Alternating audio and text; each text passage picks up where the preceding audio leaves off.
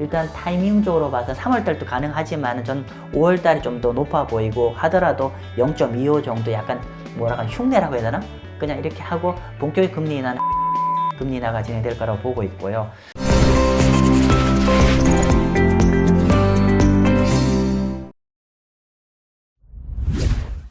이제 뭐 사실 채권과 관련해서 제일 중요한 얘기는 이제 금리 인하 국면과 관련된 얘기를 해야 될 것 같은데요. 금리 인하 국면에서는 장기채를 사두면 좋다 이런 말도 하고, 그러면 금리 인하 되는 거냐? 미국발 금리 인하가 실제로 굉장히 뭐 작년 말에 뭐 곧 될 것처럼 여겨져서 그 수혜를 뭐 성장주라든지 주식까지 연결을 시켜서 많이 뭐 이득을 보다가 올해 이제 증시가 또 좋지 않은 상황, 뭐 미국은 좋지만요.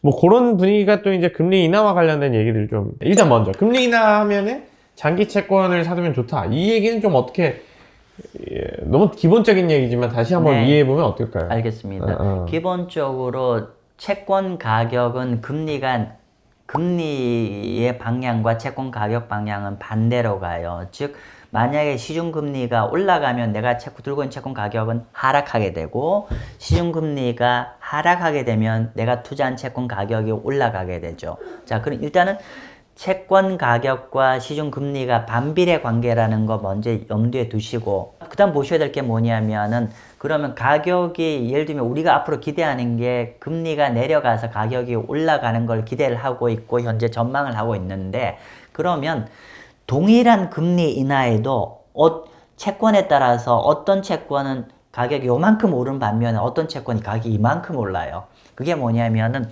지렛대 효과 같은 건데, 예를 들면은 단기 채권은 우리가 이제 이게 채권 금리에 따른 채권 가격의 민감도를 측정할 수 있는 게 듀레이션이라는 개념이에요. 자, 그러면 이렇게 얘기할게요.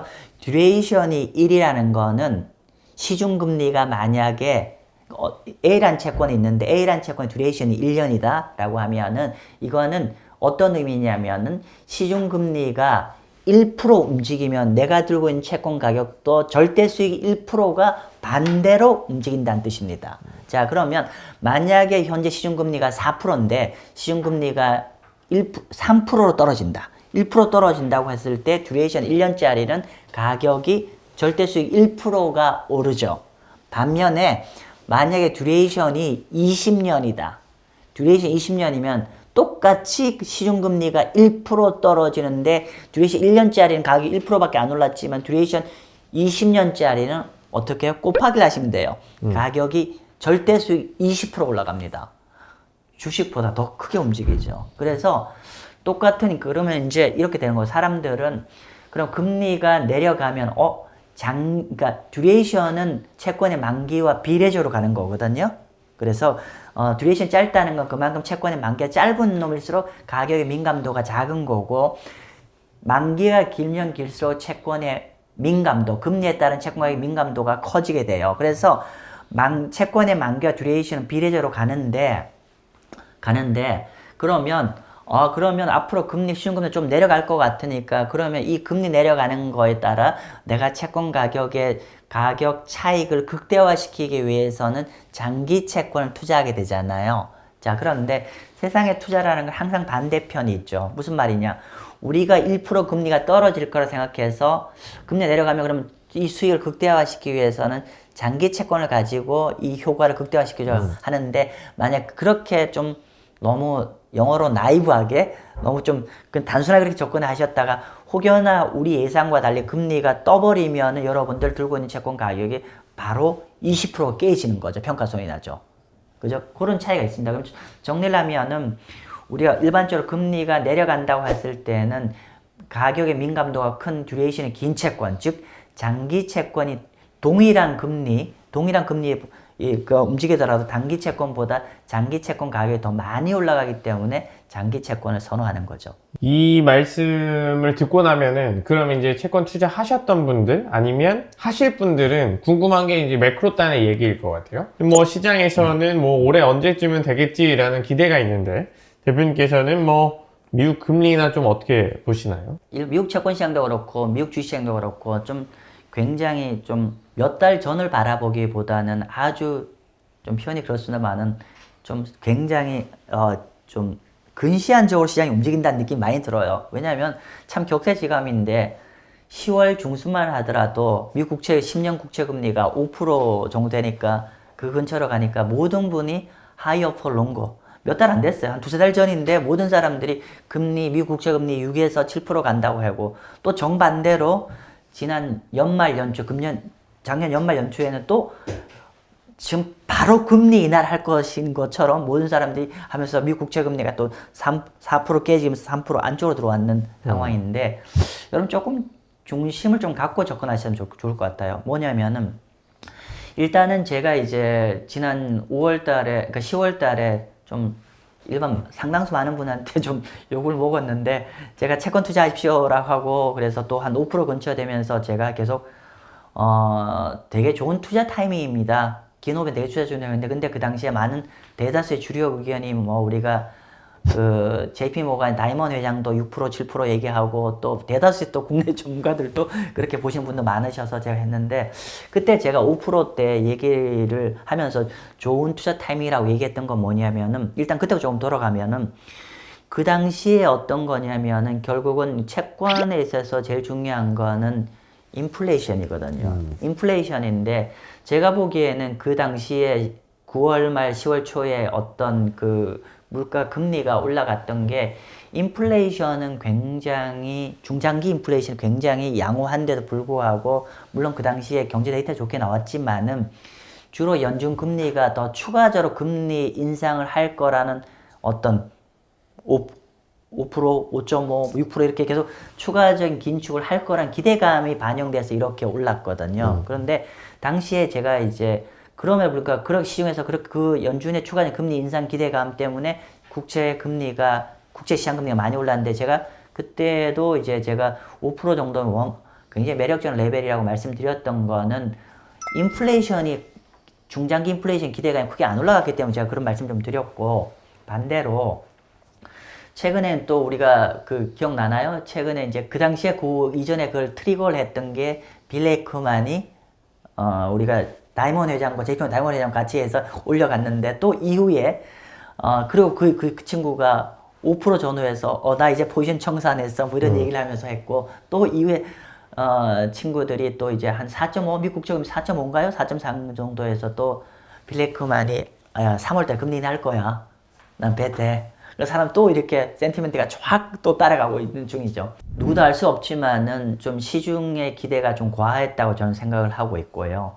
그래서 실제로 제가 자문사를 운영하고 있는데 저는 미국 중장기, 그러니까 TLT, ETF를 저희 채권 ETF도 운영하고 있는데 12월 말자로 다 좀 정리를 했어요. 그러니까 미국 10년 국채금리 3.8에서 전부 다 매도를 했습니다. 그렇게 했던 이유는 뭐냐면은 결론적으로 시장에서 3월달 금리 인하 기대감은 너무 과한 거다. 왜냐하면은 12월 말만 하더라도 왜냐하면 노동시장이 지속적으로 나빠질 거고 그렇게 되면은 결국 연준이 한 3월달 정도 금리 인하할 거라고 생각했는데 제가 그 12월 말에 이제 저희가 3.8 정도 됐을 때 미국 TLT를 다 이렇게 매도를 하면서 했던 생각은 뭐냐면은 연초에 우리의 시장의 기대감과 달리 노동 데이터가 좀 좋게 나올 거로 기대를 했어요. 아니야 다를까 최근 노동 데이터가 좋게 나오고 있어요.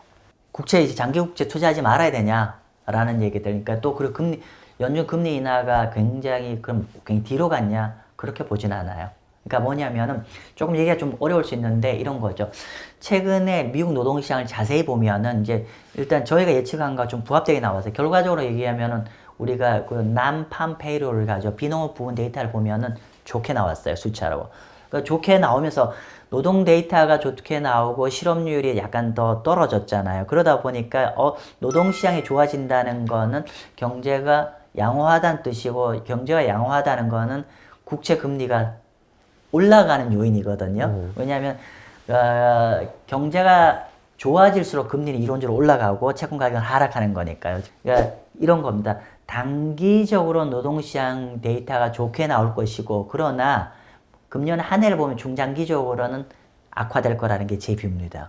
그러면 최근에 이제 이런 거죠. 단기적으로 좋게 나왔는데 그 데이터를 까보면 좀 얘기가 달라져요. 뭐냐면은 일단은 비농업 부분 데이터가 좋게 나왔는데 그냥 간단히 말씀드리면은 앞에 어떤 퀀트, 그러니까 숫자는 좋게 나왔는데 퀄리티는 안 좋아요. 좋은 일자리라는 건 정규직이 늘면서 전체 노동시장이 개선되어야 되는데 지금 보면 이번에 비농업 부분이 제가 정확히 데이터가 안 나오는데 한 18만, 17만 정도 증가한 것 같은데 그 증가의 대다수가 파트타이머로 늘렸어요. 파트타이머로 늘기 때문에 파트타이머로 늘고 반면에 퍼머넌트는 줄어들고 있어요. 실제로 미국의 그 실업률도 다시 한번 분해를 해보면은 파트타이머의 실업률과 그리고 정규직 실업률이 있는데 지금 보면은 정규직의 실업률은 3.6에서 지금 3.8까지 올라왔어요. 이번 달에도. 반면에 파트타이머는 몇 달 전에 4.2 정도였는데 지금 3%대로 내려왔어요. 즉 전체 고용이 파트타이머를 주도해서 늘었다. 그리고 양질의 인력인 정규직은 계속 그러니까 그 고용이 줄어들고 실업률이 늘고 있어요. 이게 안 좋은 거고요.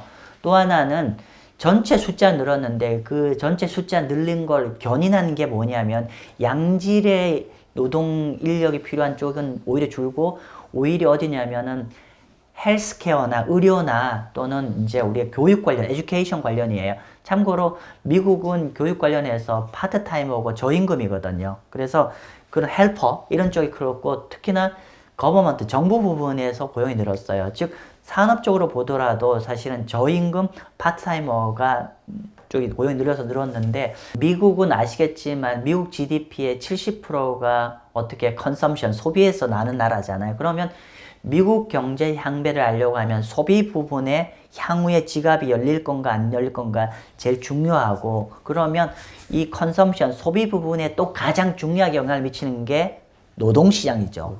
그러면 노동시장인데 노동시장에서 결국은 노동이 좋아져야 소비가 늘고 소비가 늘어야 미국 경제가 좋아지는데 그러면 이거를 바로 미국 경제를 보려고 하면 미국 경제는 노동이 제일 중요하다. 그러면 노동이 중요한데 노동 중요한 거 중에서 결국은 노동이 중요한 거는 소비가 여기에 연결되어 있는 거고 그러면은 결국은 미국 사람들이 소비를 많이 하기 위해서는 파트타이머는 저임금이기 때문에 이 사람 늘리더라도 소비가 크게 안 는단 말이에요. 정규직이 늘어야 소비가 는다는 거죠. 그런데 지금 계속 그 부분으로 악화가 되고 있고 그러면 지금 제가 이제 최근에 요번에 1월달 노동시장을 분석하면서 제목을 이렇게 했어요. 외화 내빈. 외관적으로 좋기 때문에 단기적으로 그거에 반응해서 시장 금리가 국채 금리가 올랐지만 결국은 이렇게 속이 안 좋으면 결국은 일정한 시점 이게 쌓이면은 결국 노동시장은 추세적으로 더 나빠질 거라고 봅니다. 원래 연준 금리 타이밍을 얘기한다고 하면은 원래 연준이 제시한 로드맵이 있어요. 언제냐면은 금년 6월 달부터 해서 0.25씩 토탈 0.75를 인하를 할 거라고 로드맵을 제시를 했고 현재 시장에서는 이전만큼 급한 게 조금 되돌려 왔지만 여전히 3월 달에 한 50% 초반대 금리 인하할 거라는 기대감이 있고 그리고 여전히 금년 한 해를 놓고 봤을 때 75bp 연준의 가이드라인 75bp보다는 더 많은 한 100bp 이상을 금리 인하를 하고 있는데 저는 그렇게 생각합니다. 뭐 3월 달에도 할 수 있는데 현재 저는 한 5월 달 정도 빠르면 5월 달에 0.25 정도는 가능할 것 같다. 그리고 본격적인 금리 인하는 하반기에 본격적으로 금리 인하가 그러니까 중요한 거는 금리를 시작했다는 게 아니라 얼만큼 할 거냐잖아요. 그래서 일단 타이밍적으로 봐서 3월 달도 가능하지만 전 5월 달이 좀 더 높아 보이고 하더라도 0.25 정도 약간 뭐랄까 흉내라고 해야 되나? 그냥 이렇게 하고 본격적인 금리 인하는 하반기에 금리 인하가 진행될 거라고 보고 있고요. 그리고 그러면 왜 시장 예측대로 3월 달에 금리 인하를 하지 않고 약간은 5월 연준 근처 쪽으로 가냐고 하면은 크게 세 가지입니다. 크게 세 가지가 필요한데 요번에 그 미국의 그 보팅 멤버, 연준 멤버 중에서 가장 입김 센 친구가 월러라는 연준 그 지방은행장이 있는데 그 코멘트에 그 양반 코멘트에 한 세 가지 정도 힌트가 있어요. 향후 연준의 타이밍, 폭에 대해서 했는데 첫 번째는 우리 세 가지 기준을 봐야 되는 그러니까 여기가 어떤 기준이 충족이 돼야 연준 금리 인하할 것 같아요. 첫 번째는 인플레이션인데 보통 그 인플레이션을 얘기를 하면 많은 분들이 CPI를 많이 보고 코어 CPI, 그러니까 근원 CPI를 많이 보시는데 사실은 뭐 이미 아시는 분도 계시겠지만 구독자님 중에서 연준이 보는 물가 데이터는 PCE, Personal Consumption Expenditure, 개인 소비 지출 부분이고 여기에 코어 PCE가 가장 중요한 데이터인데 최근에 지금 물가 안정인데 인플레이션 안정인데 이 PCE는 사실은 이미 목표에 도달했어요. 어떤 거냐면 이렇게 보셔야 돼요. 우리가 일반적으로 전년 동월 대비를 보시는 게 아니라 6개월 전 대비, 3개월 전 대비 코어 PCE는 벌써 2.5 온도로 빠졌어요. 2.4까지 빠져 있습니다. 빠져 있는데 이미 연준의 금리 인하에 충족이 돼 있어요. 그런데 중요한 거는 이게 몇 달간 이 레벨이 유지가 되는지를 wait and see. 조금 유지가 되는지를 확인 절차가 필요할 것이고 첫 번째가 그래서 인플레이션 이미 와 있는데 이게 계속 이 레벨에 유지가 되고 있는지를 확인이 필요할 것이고 두 번째로는 GDP입니다. GDP가 우리가 지금 최근에 3, 4분기 세게 나왔잖아요. 그런데 적어도 GDP가 추세적으로 좀 약간 안정화된 추세가 이어지는지 확인이 필요할 거예요. 그래서 분기 그 GDP가 한 2.0 또는 그 이하로 쭉 떨어지는지 추세가 확인이 필요할 것이고 근데 왜 이렇게 제가 긴 말씀을 드리냐면 이미 확인됐어 아까 말한 대로 이미 물가가 확인됐으면 하면 되는데 문제는 뭐냐면 많은 분들이 걱정하는 게 뭐냐면은 지금 인플레이션의 그 영어로 세컨 웨이브 다시 금리 인하를 너무 조기에 했다가 80년대 초반처럼 물가가 재차 앙등하는 게 가장 무서운 거거든요. 그래서 그렇게 안 하기 위해서는 조금 추세 확인이 더 필요하다는 거고 그래서 첫 번째는 인플레이션의 추세고 두 번째는 경제 성장이 좀 둔화되는 추세가 좀 확인되는 시점 그리고 세 번째가 어떻게 보면 제일 중요할 것 같은데 레이버 마켓, 노동시장 그래서 지금 데이터가 최근에 좋게 나왔는데 조금은 이 외관적 데이터도 약간 꺾이는 데이터가 좀 필요할 거예요. 그래서 근데 저는 꺾인다고 보거든요. 근데 이런 데이터가 확인하려면 시간이 약간 필요하죠. 그러니까 조금은 너무 급하게 갔다가는 다시 여러 가지가 인플레이션 다시 촉발되거나 하기 때문에 그런 실수를 안 하기 위해서는 이미 어느 정도는 충족이 되고 있지만은 한 두세 달 정도 더 확인이 좀 필요하지 않을까. 그러면 한 분기 정도는 이런 세 가지 기준의 데이터들의 우리가 연준이 생각하는 대로 방향대로 잡히고 있는지를 확인하고 그 다음 절차에 들어갈 거라 좀 봅니다.